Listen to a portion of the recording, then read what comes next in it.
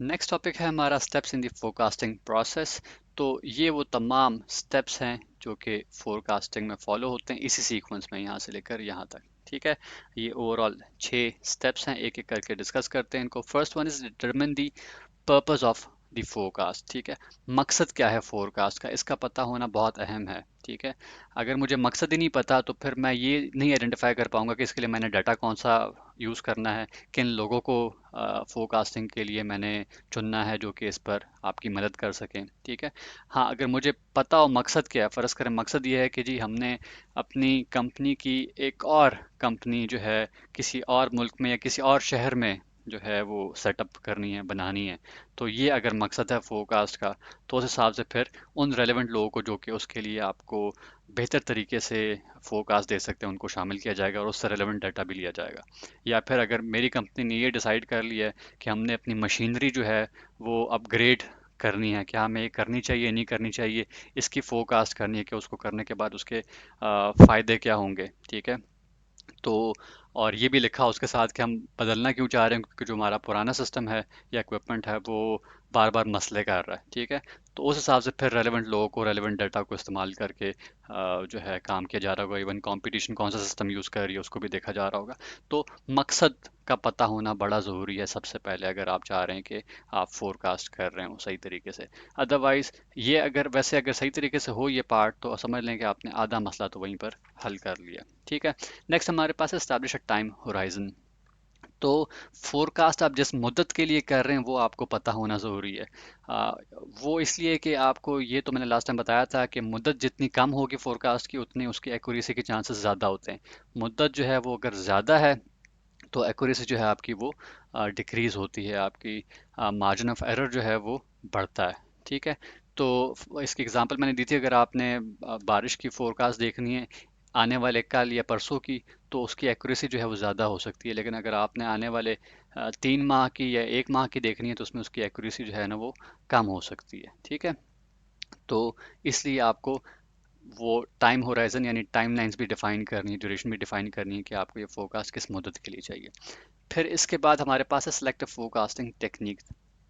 Lecture के start में मैंने आपसे जिक्र किया था कि 2 किस्म की हम डिस्कशन कर रहे होंगे फोरकास्टिंग टेक्निक्स को। नाम मैंने लिए नहीं लिए थे यहाँ पर, 2 नाम आपके पास आ रहे हैं, क्वालिटेटिव एंड क्वांटिटेटिव। ठीक है, क्वांटिटेटिव जहाँ पर भी आएगा आप समझ लीजिएगा कि ये नंबर्स की बात हो रही है, डाटा की बात हो रही है, इंफॉर्मेशन की बात हो रही है। क्वालिटेटिव में डाटा का जिक्र नहीं होता, ठीक है ना, इन्फॉर्मेशन का होता है।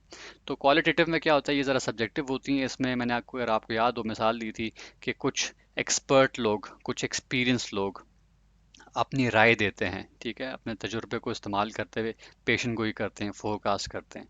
तो क्वालिटेटिव में ये काम होता है, ओपिनियन या राय पर।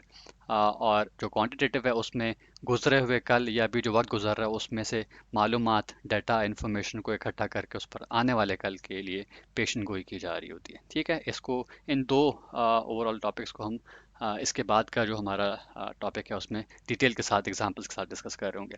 इसके बाद हमारे पास है gather and analyse the appropriate data. तो जिस मकसद के लिए आप फोरकास्ट यानी पेशन गोई करने जा रहे हैं, उसके लिए आपने मालूमात भी इकट्ठी करनी है, डाटा इकट्ठा करना है। बगैर डाटा के फोरकास्ट जो है वो ठीक नहीं रहती। तो इसलिए तो ज़्यादातर कहा जाता है ये दोनों का कॉम्बिनेशन जो है वो यूज़ किया जाए।